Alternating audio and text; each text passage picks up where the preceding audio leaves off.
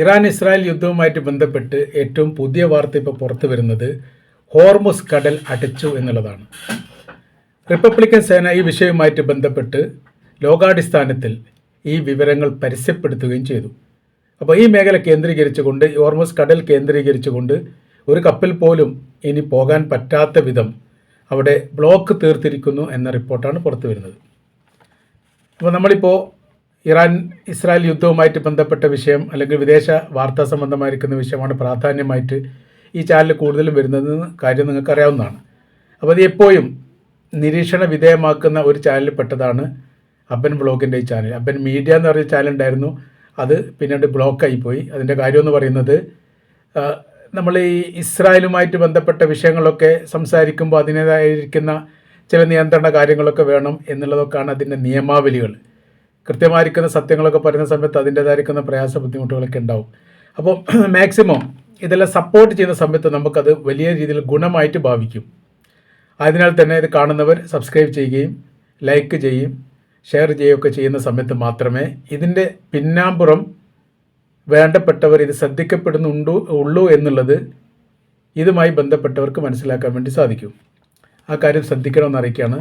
അതോടൊപ്പം തന്നെ വിദേശ രാജ്യങ്ങളിലൊക്കെ ഉള്ള നമ്മുടെ ഒരുപാട് പ്രേക്ഷകരുണ്ട്. അവരൊക്കെ ഈ സംഭവങ്ങളൊക്കെ ഇപ്പോൾ കുവൈറ്റിൽ, ഖത്തറിൽ, സൗദിയിൽ, ബഹ്റൈനിൽ ഈ മേഖലയിലൊക്കെ ഇപ്പോൾ നടന്നുകൊണ്ടിരിക്കുന്ന സംഭവങ്ങളൊക്കെ ലൈവായിട്ട് അറിയാൻ വേണ്ടി സാധിക്കുന്നവരാണ്.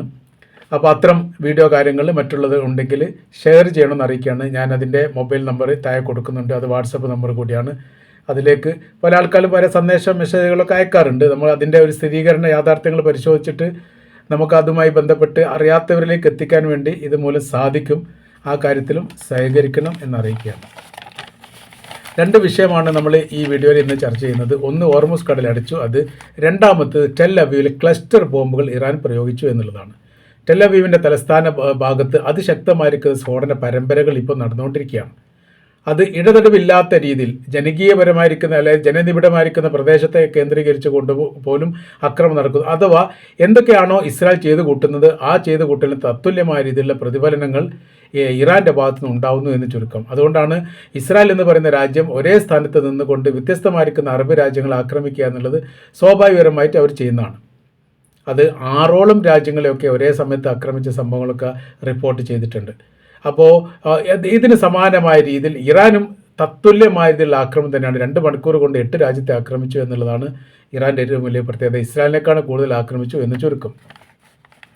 ഇപ്പോൾ ഹോർമുസ് കടൽ എന്ന് പറഞ്ഞാൽ തന്ത്രപ്രധാനമായിരിക്കുന്ന ഈ പെട്രോളിയം യാത്രാ മേഖലയാണ് ആ പറയപ്പെടുന്നത്. ലോകത്ത് മൊത്തം ഉപയോഗിക്കുന്ന പെട്രോളിയത്തിൻ്റെ 20% ഈ ഹോർമുസ് കടൽ കേന്ദ്രീകരിച്ചു കൊണ്ടാണ് കപ്പൽ മാർഗം പോയിക്കൊണ്ടിരിക്കുന്നത്. യൂറോപ്പിലേക്കാണെങ്കിലും ഇന്ത്യയിലേക്കാണെങ്കിലും വ്യത്യസ്ത മേഖലയിലേക്കാണെങ്കിലും ഒക്കെ ഈ മേഖല കേന്ദ്രീകരിച്ചുകൊണ്ടാണ് പോകുന്നത്. ഇത് അടക്കപ്പെടുന്ന സമയത്ത് ഇപ്പോൾ അടച്ചു ആണെങ്കിലുള്ള വിഷയം എന്ന് വെച്ചാൽ ഈ വഴിയിലൂടെ പിന്നെ പോകാൻ പറ്റാതെ വരുമ്പോൾ ഓട്ടോമാറ്റിക്കായിട്ട് പെട്രോളിയത്തിൻ്റെ വില വലിയ രീതിയിൽ ഉയരും. ബാരൽ കണക്കിൽ ഉയരുന്ന ഒരു ബാരൽ എന്ന് പറഞ്ഞാൽ 158 ലിറ്ററാണ്. ബാരൽ കണക്കാണ് എണ്ണ, ലിറ്റർ കണക്കിലല്ല. അപ്പോൾ അതിനനുസരിച്ച് ആനുപാതികപരമായിട്ട് ഉയർച്ചയുണ്ടാകും. ഇത് ഏറെക്കുറെ മനസ്സിലാക്കിയിട്ടുണ്ട് സൗദി അറേബ്യ. അതുകൊണ്ട് അവരുടെ ഉൽപ്പാദനം കഴിഞ്ഞ ഏതാനും ദിവസങ്ങൾക്കകം കൂട്ടിയിരുന്നു. ഒരാഴ്ച 10 ദിവസത്തോളം അങ്ങനെ കൂടുതലായിട്ട് കൂട്ടിയിട്ടുണ്ട്. കാര്യം എന്ന് വെച്ചാൽ യുദ്ധം വരും എന്നുള്ളത് ഏറെക്കുറെ മനസ്സിലായ ഒരു രാജ്യമായിരുന്നു സൗദി അറേബ്യ. അതുകൊണ്ട് പെട്രോളിയം ഉൽപ്പന്നങ്ങളൊക്കെ വലിയ രീതിയിൽ വർദ്ധിപ്പിച്ചിരിക്കുന്ന വിവരങ്ങളൊക്കെ പുറത്തു വന്നതാണ്. അപ്പോൾ ഇതോടനുബന്ധിച്ച് പെട്രോളിയം ഉൽപ്പന്നത്തിൻ്റെ വില കൂടാനുള്ള സാധ്യതകളൊക്കെ വിലയിരുത്തുന്നു.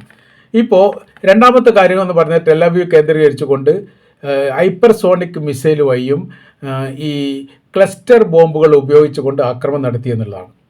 അപ്പോൾ അങ്ങനെ ആക്രമണം നടത്തുന്ന സമയത്ത് ക്ലസ്റ്റർ ബോംബ് എന്ന് പറയുന്നത് ഒരു ബോംബായിട്ടാണ് നമ്മൾ തൊടുത്ത് വിടുമ്പോൾ ഉണ്ടാവുക. അത് പൊട്ടുന്ന സമയത്ത് അത് വ്യത്യസ്ത ബോംബായിട്ട് അത് മാറും. 10 എണ്ണമായിട്ടോ 20 എണ്ണമായിട്ടോ ചെതറിപ്പോകുന്ന രീതിയിലാണ് ക്ലസ്റ്റർ ബോംബുകളൊക്കെ ഉണ്ടാവുക. അങ്ങനെ ആ സമയത്തുള്ള വിഷയം എന്ന് പറയുന്നത് ഈ അയൺ ഡോം പോലെയുള്ള സംവിധാനത്തെ പ്രതിരോധിക്കാൻ വേണ്ടി സാധിക്കില്ല. ആ പ്രതിരോധിക്കുന്ന സമയത്ത് പൊട്ടിത്തെറിച്ചാൽ അത് 10ഉം 20ഓ അല്ല അതിൽ കൂടുതലായിട്ടോ എത്രത്തോളമാണ് അതിനെ സജ്ജീകരിക്കുന്നതുമായിട്ട് ബന്ധപ്പെട്ട് അത് ചെതറിയിട്ട് വലിയ രീതിയിലുള്ള അപകടവും ദുരന്തവും ഉണ്ടാക്കും. അപ്പോൾ ആ രീതിയിലുള്ള പ്രയോഗങ്ങൾ, അതിരൂക്ഷമായിരിക്കുന്ന യുദ്ധം ഇസ്രായേലിൻ്റെ ചരിത്രത്തിലോ അമേരിക്കയുടെ ചരിത്രത്തിലോ അറേബ്യൻ രാജ്യങ്ങളുടെ ചരിത്രത്തിലോ ഇതിന് സമാനമായിരിക്കുന്ന ഒരു സംഭവങ്ങൾ ഉണ്ടായിട്ടില്ല എന്നുള്ളതാണ്. ഒരു അമേരിക്ക എന്ന് പറയുന്ന ലോകത്തിലെ ഏറ്റവും വലിയ സൈനിക ശക്തിയുള്ള രാജ്യം മറ്റ് രാജ്യങ്ങൾ 2-3 രാജ്യങ്ങളൊക്കെ ആക്രമിക്കുന്നത് എങ്ങനെയാണോ ഒരേ സമയത്ത് അതിനേക്കാൾ ഗൗരവത്തിലാണ്, കാഠിന്യത്തിലാണ് ഇപ്പോൾ ഇറാൻ ആക്രമിച്ചുകൊണ്ടിരിക്കുന്നത്. ലോക സൈനിക ബലത്തിൽ നിലവിൽ ഇറാൻ എന്ന് പറയുന്ന രാജ്യത്തിന് 14ാം സ്ഥാനമാണ്. അപ്പോൾ മോശപ്പെട്ട രാജ്യമൊന്നും അല്ലാന്ന് ചുരുക്കം. എന്നാൽ മിസൈൽ നിർമ്മാണവുമായിട്ട് ബന്ധപ്പെട്ട് നോക്കുന്ന സമയത്ത് 1ാം സ്ഥാനമാണ് ഇറാനിലുള്ളത്. വ്യത്യസ്ത തലത്തിലും രൂപത്തിലും ഭാവത്തിലും ശൈലിയിലും ശക്തിയിലും വേഗതയിലും ശത്രുവിനെ ആക്രമിച്ച് തകർക്കാൻ പാകത്തിലുള്ള നിർമ്മിതികൾ ഇറാനെ പോലെ കൈവശം വെച്ച ഒരു രാജ്യം വേറെ ഇല്ല എന്നുള്ളതാണ്. അതാണ് അവരുടെ ശക്തിയും ബലവും. അവർ ഇതുവരെ ആക്രമിച്ച് ശ്രദ്ധിച്ചാൽ മനസ്സിലാക്കാൻ പറ്റും. ഇത്ര ഏകദേശം 8ഓളം രാജ്യത്തെ ആക്രമിച്ചു എന്നുള്ളത് നമ്മൾ പറഞ്ഞു. ഈ ആക്രമിക്കപ്പെട്ടതിൽ ഒരു സ്ഥലത്ത് പോലും യുദ്ധവിമാനങ്ങൾ ഉപയോഗിച്ച് ബോംബിടുന്ന പ്രവൃത്തി അവർ ചെയ്തിട്ടില്ല.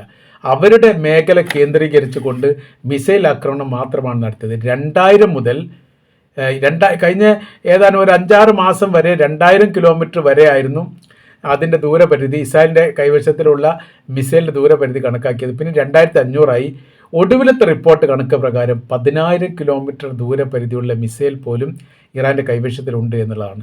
എന്ന് വെച്ചാൽ അവരുടെ തലസ്ഥാനമായിരിക്കുന്ന തെഹ്റാനിൽ നിന്ന് അമേരിക്കയിലെ മിയാമി സിറ്റിയെ ആക്രമിക്കാൻ അവർക്ക് സാധിക്കുന്ന വിധമാണ് മിസൈൽ സംവിധാനം ഒരുക്കിയത് എന്ന് ചുരുക്കം. മിസൈൽ നിർമ്മാണം. അപ്പോൾ ഇപ്പോഴത്തെ ഈ യുദ്ധവുമായിട്ട് ബന്ധപ്പെട്ട് UN അസംബ്ലി രക്ഷാസമിതി ഇന്നത്തെ രാത്രി 2:30 കൂടാൻ വേണ്ടിയിട്ട് തീരുമാനിച്ചിരിക്കുന്നു. രാഷ്ട്രത്തിലെ ഭരണ തലവന്മാർ ബന്ധപ്പെട്ടവരും രക്ഷാസമിതിക്ക് വേണ്ടി ന്യൂയോർക്കിലേക്ക് പോയിക്കൊണ്ടിരിക്കുകയാണ് എന്നുള്ളതും ചിലരൊക്കെ എത്തിയിട്ടുണ്ട് എന്ന റിപ്പോർട്ടൊക്കെ ഇതിനോടനുബന്ധിച്ച് തന്നെ പുറത്തു വരുന്നു. അപ്പോൾ ഇതിന് ഏതെങ്കിലും രീതിയിൽ പരിഹാരം ഉണ്ടാക്കാൻ പറ്റുമോ എന്നുള്ള കാര്യത്തെക്കുറിച്ചിട്ടുള്ള ഒരു ചർച്ചാ സംബന്ധമായിരിക്കുന്ന കാര്യങ്ങളൊക്കെ അവിടെ വരും.